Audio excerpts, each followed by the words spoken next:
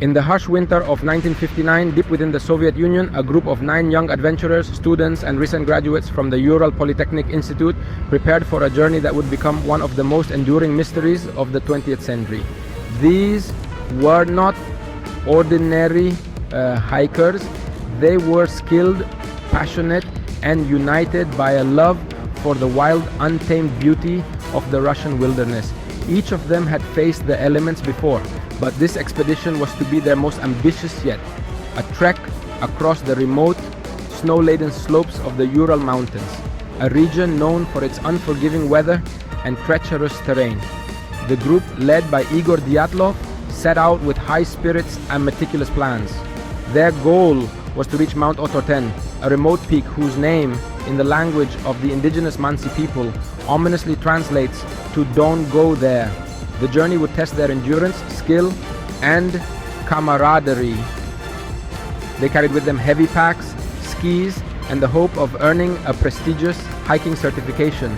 The route was challenging, but for these young explorers, it was also a chance to prove themselves to each other, to their university, and perhaps even to the world. They were a close-knit team, bound by friendship and a shared sense of adventure. In photographs from the days before their disappearance, you can see their smiles, their laughter, and the excitement in their eyes. They wrote in diaries, snapped photos, and sang songs as they trekked through the snow, documenting every step of their journey. For them, this was more than just a hike. It was a celebration of youth, resilience, and the spirit of exploration. But as the days passed and the group failed to return, concern grew among their families and their friends. When rescuers finally reached their last known campsite, they found only a scene of confusion and terror. A tent slashed open from the inside, abandoned in the snow. The hikers' belongings were scattered and the icy wilderness was silent. None of the 9 ever returned alive. Their story would become a haunting legend, sparking decades of speculation, investigation, and sorrow. A mystery that endures to this day. When the group failed to send their expected telegram, search parties were sent out. What rescuers found would puzzle the world for decades. The hikers' tent was discovered, torn open from the inside. Belongings were left behind, boots, clothes, food. It was as if they had fled in panic into the freezing night. 2 bodies were found near the tree line, almost naked, barefoot, as if they had run desperately from something. The temperature was minus 30 degrees Celsius. No one could survive that. 3 more were found crawling back toward the tent. Their position suggested they had tried to return but never made it. The last 4 members of the Dyatlov group were not found until the spring thaw, months after the initial search had ended in heartbreak and confusion. Their bodies were discovered buried beneath several meters of hard-packed snow in a remote ravine far from the original campsite. The searchers, exhausted and haunted by the mystery, could hardly believe what they saw. The snow had preserved the scene, blocking away the final moments of these hikers in a frozen tomb. The landscape was eerily silent, as if nature itself was holding its breath, unwilling to reveal the secrets it had kept hidden for so long. When investigators finally examined the bodies, they were shocked by the extent of the injuries. Some of the hikers had suffered broken ribs and skull fractures so severe that the force required to inflict them was compared to that of a high-speed car crash. These were not minor wounds. They were catastrophic, the kind of trauma rarely seen outside of the most violent accidents. Yet the bodies showed no signs of external wounds that would typically accompany such devastating internal damage. The skin was unbroken, the clothing mostly intact, and there were no defensive wounds on their hands or arms. The forensic experts were baffled. How could such injuries occur without leaving a mark on the outside? The official autopsy reports described the injuries in chilling detail. Ribs shattered as if struck by a tremendous force, skulls fractured in ways that suggested a sudden, overwhelming impact. The pathologists struggled to find a logical explanation. There was no evidence of a struggle, no indication that the hikers had fought with an attacker or with each other.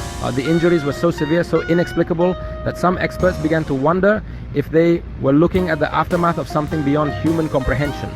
The comparison to a car crash was not made lightly. It was the only frame of reference the investigators had for such violence. Yet, despite the horrific internal injuries, there were no signs of a physical altercation. No bruises, no cuts, no abrasions. The snow around the bodies was undisturbed, as if the hikers had simply lain down and never gotten up again. The investigators searched for any clue that might explain what had happened: footprints, drag marks, signs of also struggle, but found nothing. The scene was pristine, untouched except for the tragic remains of the hikers themselves. It was as if whatever force had caused their deaths had left no trace, no evidence for the living to find, no footprints of an attacker, no evidence of anyone else being present. The snow was smooth and unbroken, stretching out in all directions like a blank canvas. The only marks were those left by the search party as they uncovered the bodies. The mystery deepened with every new discovery, leaving investigators and families alike desperate for answers. How could 9 experienced hikers meet such a violent, inexplicable end in the middle of a frozen wilderness with no sign of what or who had caused it? The Dyatlov Pass incident remains one of the most chilling and perplexing mysteries in history, a puzzle that continues to haunt all who dare to look too closely. Even more disturbing, one woman was missing her eyes, another her tongue. Radiation was detected on some of their clothes. What could explain this? Some blamed an avalanche, others whispered about secret Soviet military experiments, and then there were those who believed the hikers stumbled upon something not of this world. But to this day, no theory fully explains all the evidence. The Dyatlov Pass incident remains one of the most perplexing mysteries of the 20th century. Despite numerous investigations and countless theories, the truth remains elusive. The 9 experienced hikers who set out on this journey were well prepared and knew the risks of the harsh environment. Yet something went terribly wrong. Why would trained hikers cut open their own tent and flee into the deadly cold? The tent, found ripped from the inside, suggests a frantic escape. But from what? Some speculate it was an avalanche, but the evidence doesn't fully support this. Others believe it was a sudden, inexplicable panic.